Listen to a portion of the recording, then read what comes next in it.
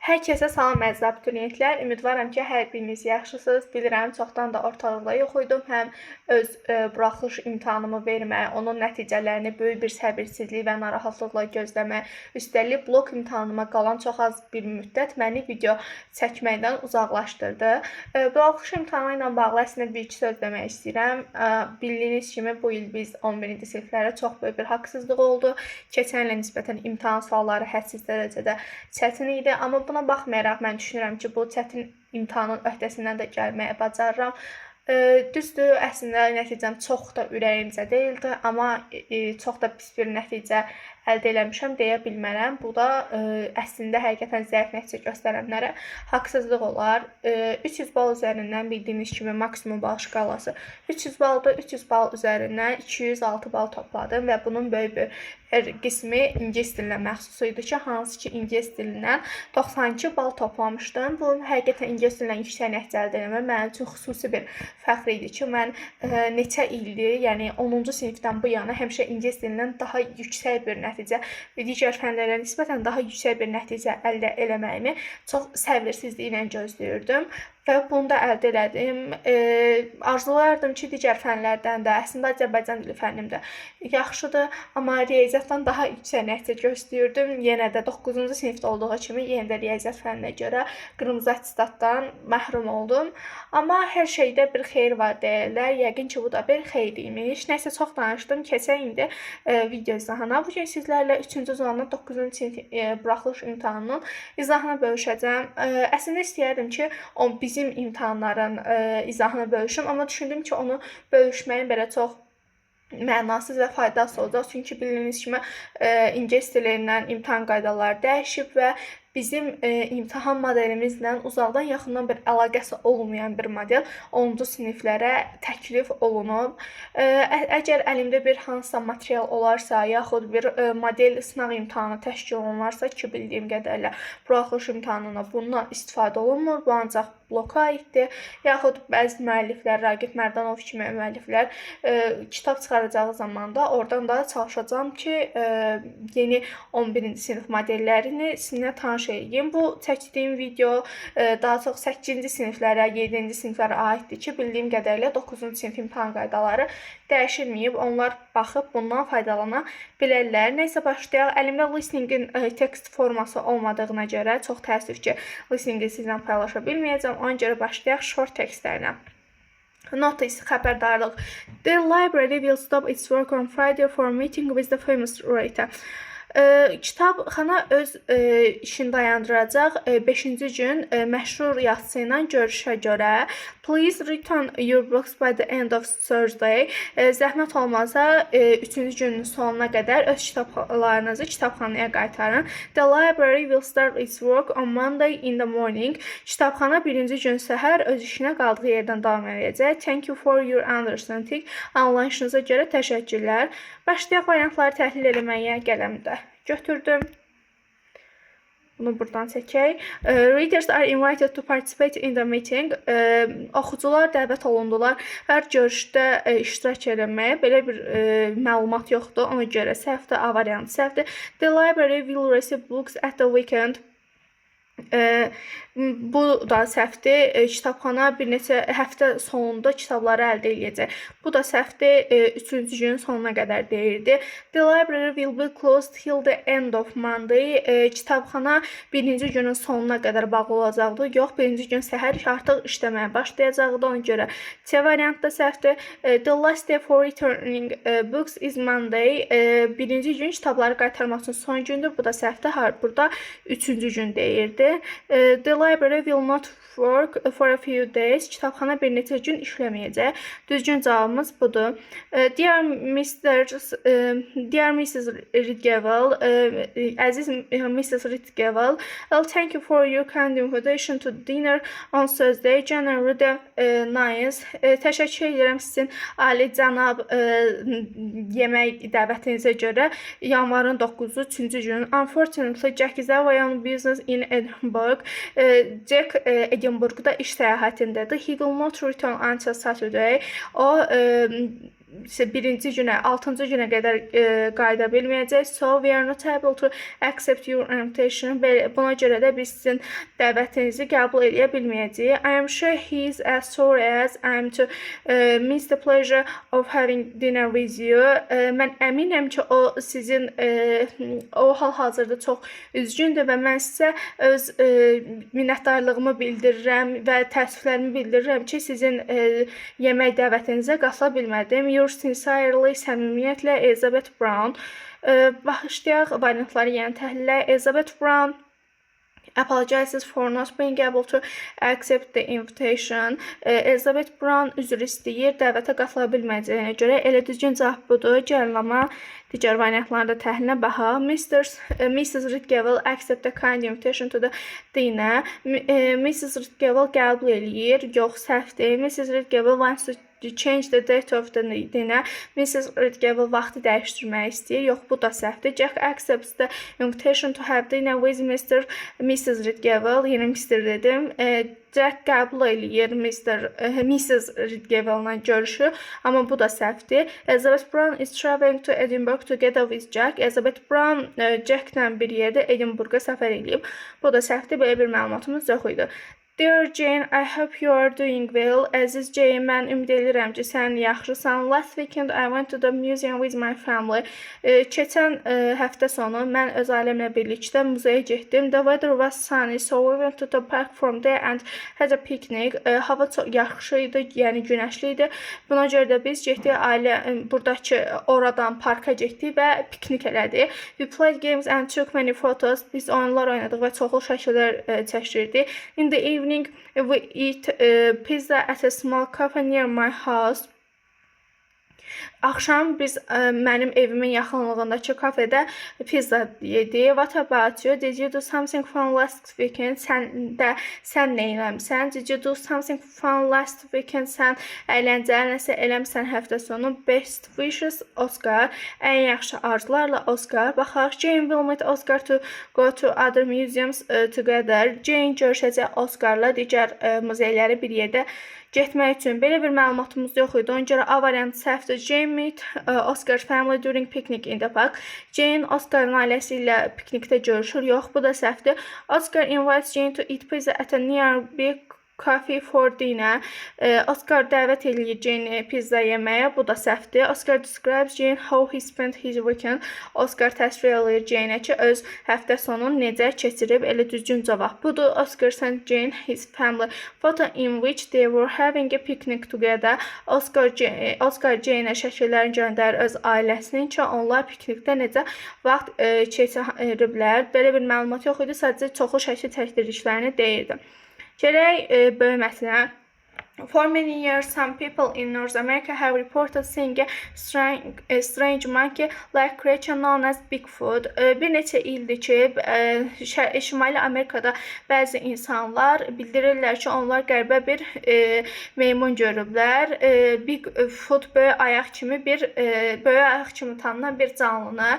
It's believed that Bigfoot is very tall and enormous. İnanılır ki, böyük ayaq çox hündür və nəhəngdir. It has brown hair and walks on two legs like a human. Onun qəhvəyə saçları var və o insan kimi iki ayaq üzərində yeriyir. Scientists claim that Bigfoot is not real. Alimlər iddia edirlər ki, Bigfoot real deyil. But people who have seen Bigfoot believe that it really exists. Amma insanlar hansı ki onlar Bigfoot'u görüblər, onlar inanırlar ki, o həqiqətən də mövcuddur. The story of Bigfoot began in 1958 when a construction worker in California found large and mysterious footsteps on the ground. Bigfoot haqqında hekayələr başlamışdı 1958-də, hansı ki tikinti işçiləri Kaliforniyada torpağın üstündə geçə və sirli bir ayaq izinə rastlayıblar. A local newspaper published an article about the mysterious footsteps and soon the story spread to other parts of the world. Yerli qəzetçilər nəşr elədilər bunun haqqında qəzet, yəni sirli ayaq izi haqqında və bu hekayə, məqalə, yəni tezliklə dünyanın digər hissələrinə də yayıldı. Some people throughout North America began to report that they also saw Bigfoot. Tezliklə insanlar North Amerikada başladılar ki, onlar həmçinin görüblər Bigfoot'u. So, groups of people known as Bigfoot hunters tried to find this creature. Beləliklə bir qrup insanlar tanınırlar ki, Bigfoot ovçuları cəhd elədilər həmin insan bu canlını axtarmağa. On October 20th, 1967, two men claimed that they filmed Bigfoot near the area called Bluff Creek. Oktyabrın 20-si 1967-də iki kişi iddia elədi ki, onlar Bigfoot'u rekord eləyiblər, yəni video alıblar.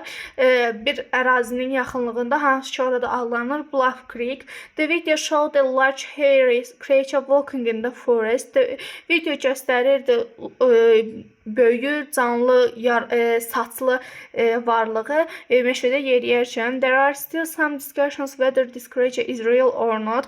Hələ də bəzi müzakirələr var ki, bu varlıq realdır yoxsa yox. It seems that this discussion will continue for a long time. Görünür ki, bu diskussiyalar hələ də bir müddətdə davam eləyəcək. Complete the sentence according to the passage. Once the number of reports about the hairy creature increased, Bigfoot hunters, bir qrup insanların bu saçlı varlığın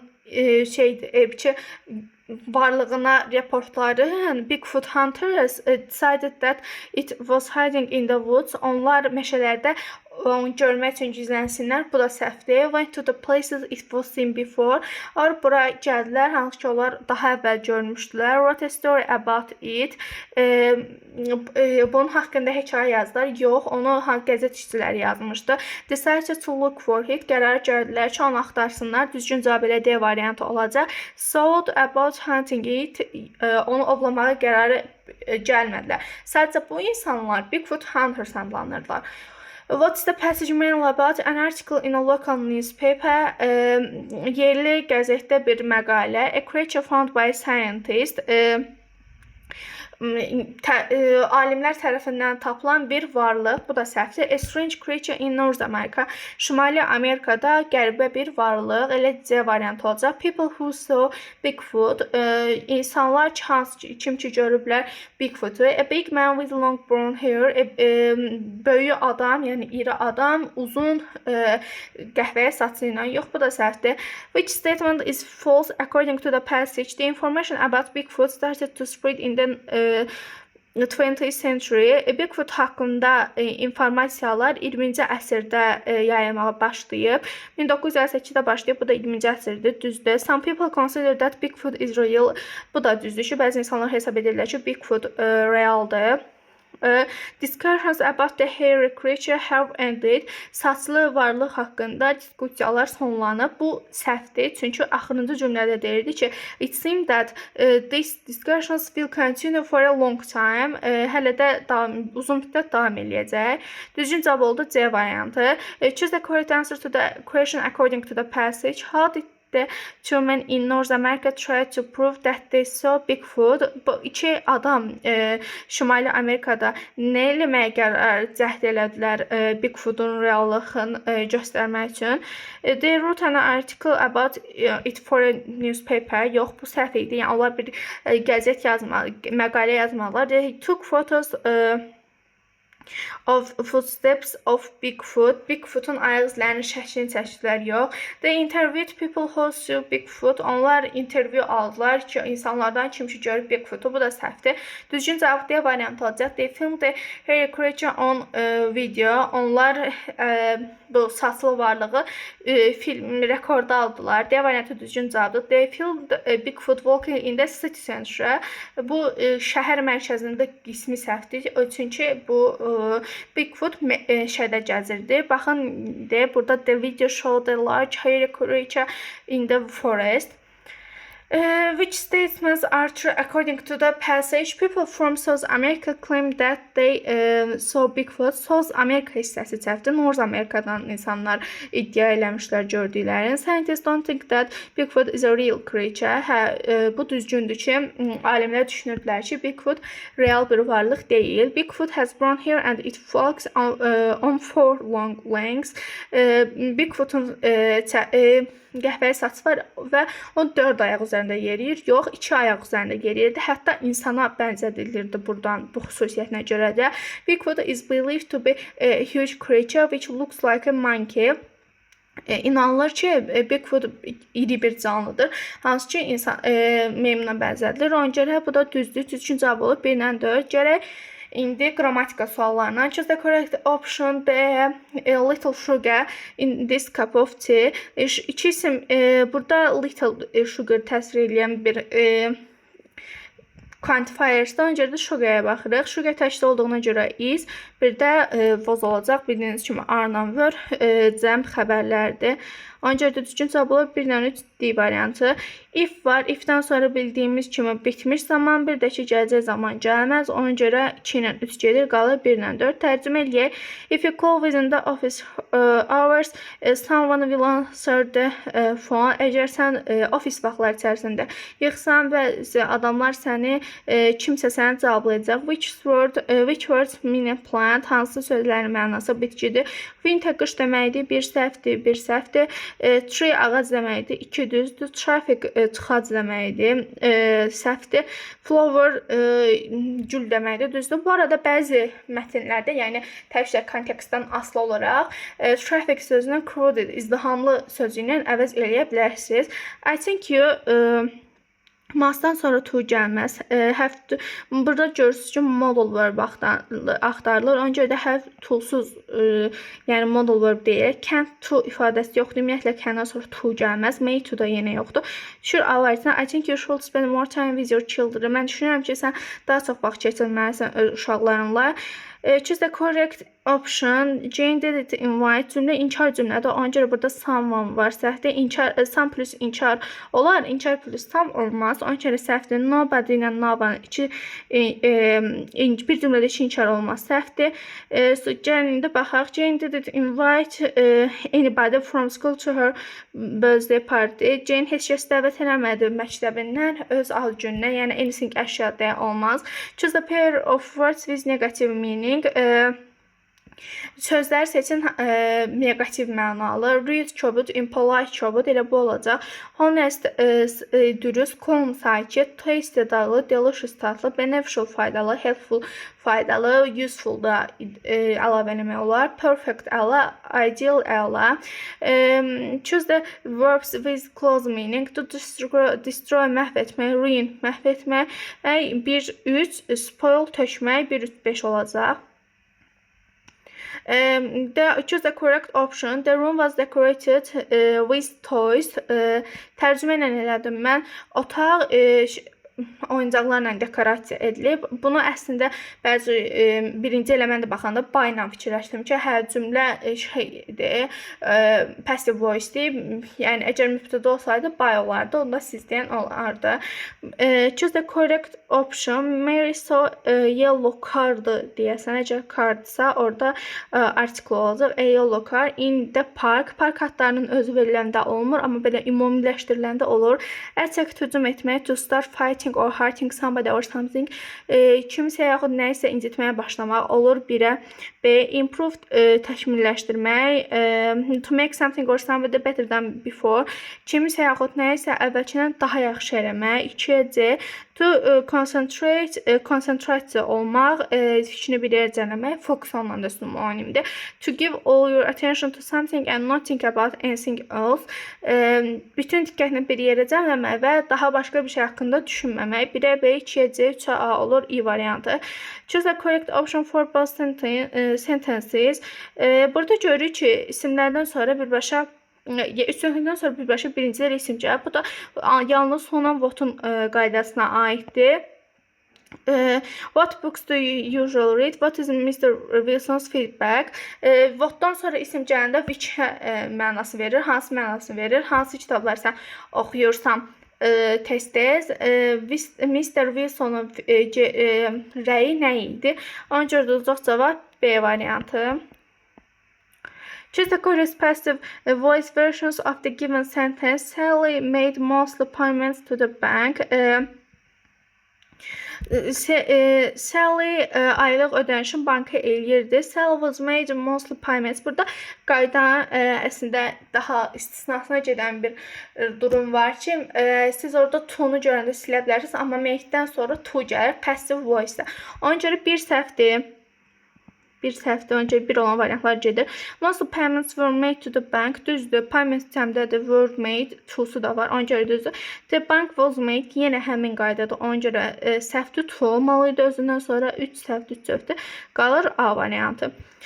Choose the correct options. I was late. I took the wrong bus. Tərcümə eləyib.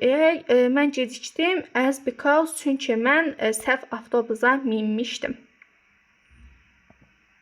Olur 1 ilə 4. Look at the pictures. Make up a story according to the pictures in the given order. Write at least 35 words. Şəklə bax. Yəni bu zaten bildiyiniz qaydadır.